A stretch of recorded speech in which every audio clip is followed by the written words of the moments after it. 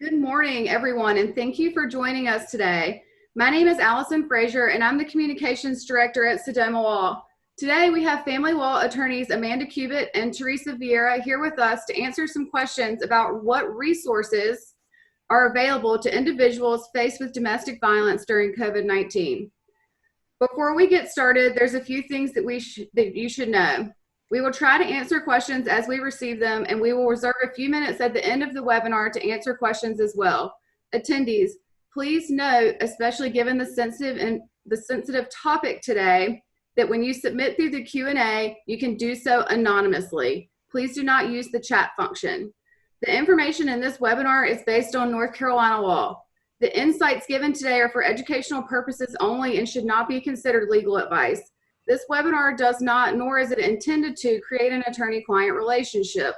Every situation is unique, and you should consult with an attorney for advice on your specific situation before taking action. First, let's start with some of the basics today. Amanda, can you take a moment to explain to everyone a little bit what domestic violence is? Yeah, absolutely. So domestic violence pertains to conduct between people of certain relationships. So that includes people who are dating, have dated in the past, share a child together, live together, and then other familiar relationships such as grandparent-grandchild. And it includes conduct such as physical violence, threatening to cause substantial bodily injury, sexual assault, and then also harassment, which pertains to a lot of the emotional abuse that we are seeing more and more in the media of late. And that conduct is knowing, and it's directed and intended to torment and terrorize the victim. And it does have to, in fact, cause the victim substantial emotional distress. So there are some elements there that make it a little bit harder to wrap your head around sometimes than the cases of physical violence, for example. Okay. So with that said, Theresa, building off that a little bit, when it comes to COVID-19, what are some specific concerns that have been brought to your attention? Sure, Allie. Due to the stay-at-home orders that are in place and social distancing practices, people are being forced to remain in closer proximity for longer durations than we have ever seen before. In domestic violence situations, this means that victims or potential victims are forced to remain behind closed doors with their abusers more than ever. With the increased stressors of a pandemic, pre-existing violent or unhealthy tendencies in dealing with conflict, combined with isolations, will necessarily lead to more domestic violence situations and incidents in our community. For example, by the end of March in Mecklenburg County, there had been an 18% increase in domestic violence related calls to Charlotte-Mecklenburg Police Department and a 40% increase in requests for shelter assistance through Safe Alliance, which is our county's primary resource for domestic violence victims and survivors. Even before the pandemic, violence against women in particular was a leading cause of homelessness. But at least at that point, other individuals in the community were more readily available to allow someone to stay in their home for a night or provide resources immediately to help those victims or anyone trying to escape the abuse. Understandably, though, there is a concern that you want to limit contact with anyone due to the possible transmission of this virus. However, there are still resources available out there through Safe Alliance as well through our courts. Okay, so now that we've kind of established a baseline and we've discussed the problem a little bit, let's talk more about what kinds of resources and legal assistance are available to those who may be impacted during domestic violence now and in the future, because as we'll discuss, a lot of these resources are available now, of course, but it's widespread. So, Amanda, if someone finds themselves or someone they know in an abusive situation during COVID-19 and they're in immediate danger, what should they do? This advice is going to be the same as it was pre-pandemic and will be post-pandemic even, and that is to call 911. Call law enforcement. If you are in immediate danger or you know someone's in immediate danger, call the police. We all probably now have heard of essential employees. Law enforcement, of course, falls within the definition of an essential employee. They're out there. They're ready to serve our community, protect our community, so call law enforcement. Okay. Theresa, with so many closures around the state, a question we have received a lot over the past month especially is, can I still file a complaint for a domestic violence protective order? The answer is yes, you can still file. Domestic violence is considered an emergency matter in our legal system here in North Carolina, and the court, as well as the magistrate's office, is still open and available for individuals to file a complaint for a domestic violence protective order. Hearings are still being scheduled. Judges are still coming into the courts to hear the cases and grant orders, and there continue to be resources available to those who seek filing. Access to the courts, though, is different in different areas. There may be limited hours. You may have to go to a different location to actually file your complaint. So you want to contact your local court, or even better, you want to find an attorney that can help you through this process in your area. Also note that this type of filing is temporary emergency relief. Generally, these domestic violence order of protection complaints are accompanied by a 10-day temporary order, or ex parte order is what we call it. And so you only have the order for a limited amount of time, but you may be able to extend that protective order for up to a year.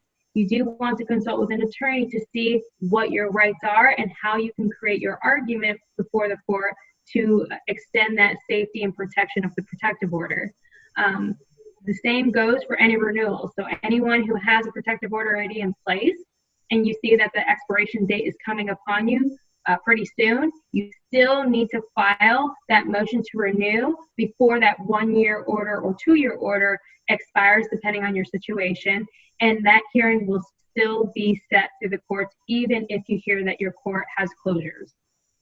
Okay, so it sounds like people do have a lot of options. There's a lot of different things to do, and contacting an attorney to help you navigate that, or contacting your local community resources to help you navigate that, is super important, especially at this point.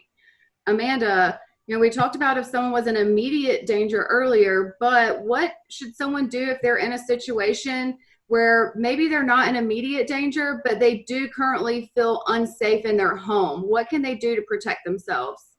If someone feels unsafe in their home, they should seek safe shelter. That could be through going to stay with a family member or a friend, if that's an option. If that's not an option, calling your local domestic violence shelter or agency to see what resources are available in your area. And what I will say is, with the stay-at-home orders, I'm hearing from a lot of victims who are not able to make that break away because now their abuser is maybe working from home and they're under his or her watchful eye 24 hours a day. If that's the case, I'm going to revert back to my prior advice, which is if things escalate and you're in immediate danger, do not hesitate to call the police. If it's a situation where you're trying to make a plan, document everything to the extent that you can stay in contact with someone outside of your home, let them know that you're okay, let them know what's going on, maintain that contact during this time. Okay. So, and that brings us to our next point. Many people may not have heard of a domestic violence safety plan before. Theresa, can you tell us a little bit more about what a safety plan is and how it can help? Sure. A safety plan is a personalized plan which takes into consideration your specific situation in an effort to keep you and any children involved safe. Depending on any specific challenges or goals, this plan is meant to be practical and could apply to how you handle your abuser while you're remaining in the household with them, apply when you're planning to leave, or could be a plan for the time period after you have already left. A good safety plan will have all the vital information you need in different scenarios. For example, you may want to compile an escape plan or bag or kit, which may include at least one day's worth of change of clothes, a grocery gift card, a spare cell phone or calling card, a list of important numbers such as individuals you trust and will call should you be trying to get out of the situation, any applicable professionals such as your lawyer or the local domestic violence hotline, and copies of important documents such as birth certificates, both for yourself as well as for any children involved, social security cards, etc. A little plug here. Even if a cell phone does not have service, if that cell phone can still be turned on, generally you still can dial 911 from that cell phone. That is a means to keep you safe and protected and able to contact emergency resources. This safety plan could also include setting up a safety word that you share with neighbors, friends, or family should you need to say it in the instance of you feeling not safe in your current situation, or essentially for you to escape. So your escape word. Additionally, you may have a safety plan that provides the children a direct course of action should something happen to you or the victim of the domestic violence situation, should, say, that victim not be able to care for the children and get them to a safe place. The children hopefully would then follow that plan to either go to a neighbor or call a certain number or to do certain steps to get to safety should an incident occur. Anyone in the midst of a domestic violence incident or violent incident may have difficulty thinking about what steps should I take next. And it's important to have that safety plan in place. So it literally lays out, while you're in the midst of all of that difficulty and trauma, of what you need to do next. And with those steps in place, it may be a lot easier and a lot safer for you to get help and safety. Okay, so we've talked a lot today, a lot this morning about what the legal resources are. Lastly, we would like to take a moment today to highlight what community resources are available to people in our areas. Amanda is a board member with Turning Point, Inc. Amanda, can you tell us a little bit more about Turning Point and what they're doing to support the community right now? Turning Point is, like you said, Union County's domestic violence agency. It encompasses the domestic violence advocacy and support program, as well as the domestic violence shelter, the sexual assault resource center, and the children's advocacy center. And to their credit, they have continued and not even missed a beat despite the fear and the chaos that this pandemic has created. They are continuing to operate the domestic violence shelter. They are running skeleton staff, limiting their staff members on site, as well as taking precautions with the clients that are currently in the shelter to protect everyone. But that is still fully operational. The Children's Advocacy Center is continuing to see children on an as-needed basis, and the Sexual Assault Resource Center is doing the same. And if the numbers are not currently on our website, they will be for both the domestic violence hotline and the sexual assault hotline here in Union County. And Turning Point has seen so far a triple of the amount of counseling calls that we were receiving prior to the pandemic. So what that's telling us is we may not be seeing people physically presenting right now, but the problems are out there, they're happening, and it's an issue that's going on in our communities. The state coalitions have already advised us that we should be prepared for 40% increase in the number of cases that we're seeing pre-pandemic. So it's going on, and I would encourage everyone, Union County specific, to utilize Turning Point or to the resources that are available to you where you are. Okay, likewise, I know, Theresa, you have volunteered in various ways with Safe Alliance here in Mecklenburg County. Can you tell us what they're doing to cope with the uptick in calls and how they're continuing to support the community? Sure. Similar to Turning Point, Safe Alliance is continuing all of their efforts to assist domestic violence as well as sexual assault survivors. This includes shelter assistance, counseling, and even services in different languages. Even with Safe Alliance's shelter reaching capacity during this time period, Safe Alliance is working with local hotels to coordinate spaces to ensure that anyone who seeks a safe place to stay obtains a safe place to stay.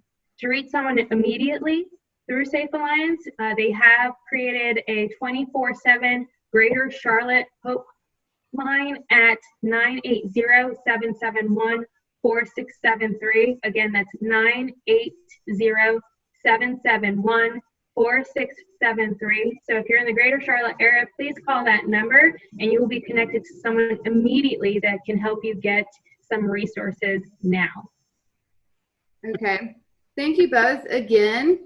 At this time, we have received a few notes, but it seems like most people would like for them to be addressed offline and anonymously. So keeping again with the sensitive nature of this topic, if we didn't answer your question today, if you have questions that we didn't get to, we are available at attorney@sodomalaw.com or to pick up the phone and call 704-442-0000. While a pandemic certainly creates additional obstacles, it does not have to be the reason that you remain in an abusive situation. Take advantage of the resources such as these that are available to you. Talk with an experienced family law attorney by phone or by video about how you can use these resources and what others may be available to protect yourself. At sodomalaw.com, we have a lot of various resources for domestic violence, information about a safety plan.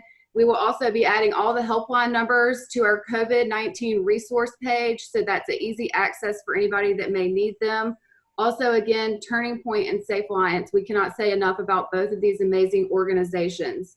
Our offices are operating with normal business hours during COVID-19, and we're equipped to virtually support both old and new clients. Please, if you have questions about what you should do, you do not have to cope with this alone. Not only can an attorney help, but you have community resources available for you. So no matter what, know that you are not alone. Until next time, stay safe, everyone, and remember to wash those hands.